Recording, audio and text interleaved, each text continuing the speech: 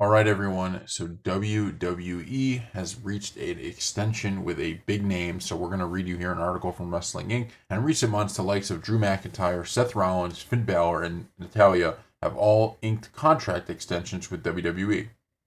According to a new report from Fightful Select, United States champion LA Knight is now the latest to hop on this trend. Per Fightful, Knight re-signed with WWE sometime this summer with a restructured contract that will keep him in the company for a number of years. Furthermore, Knight is said to have received a big money upgrade. The exact amount of this financial increase was not disclosed. So LA Knight is a big star. They just put a title on him. He's going to be someone who is going to be in the main event at some point. Right now, obviously, he's just killing it.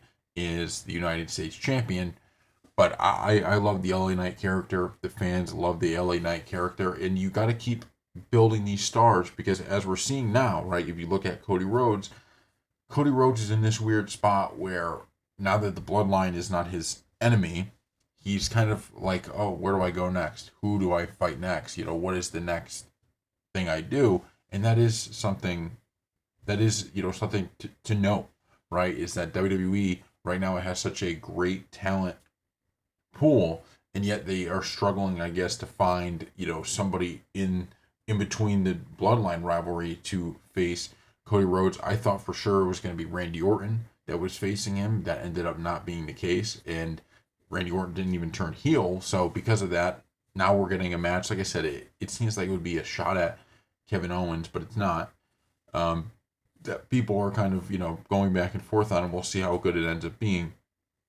But someone like LA Knight, if you could really build him up, you just need to continue to build these stars and to continue to build guys who can fight in the main event so that you have these pay-per-views that are just stocked with fantastic matches. And now, due to his popularity, due to how good he is, and this was similarly with Logan Paul, but LA Knight's obviously going to be wrestling more. But now, even the United States Championship match is really going to be something that people are looking forward to, right? And that's the key.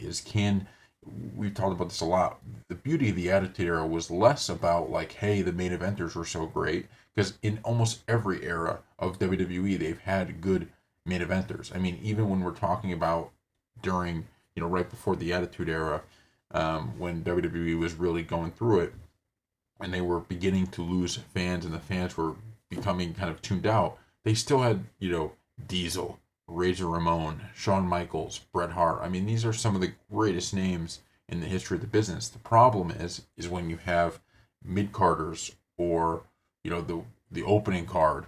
Those guys. The problem is when you have that and it's not up to these guys, either their characters are bad or they're just not able to do it. That's when you get a bad time in the business. So for WWE, having a United States Championship, an Intercontinental Championship, tag team champions that people are behind or people are interested in is a huge boost. And this is why I think re-signing Knight and locking him up and making sure that you continue to build his character is a big deal.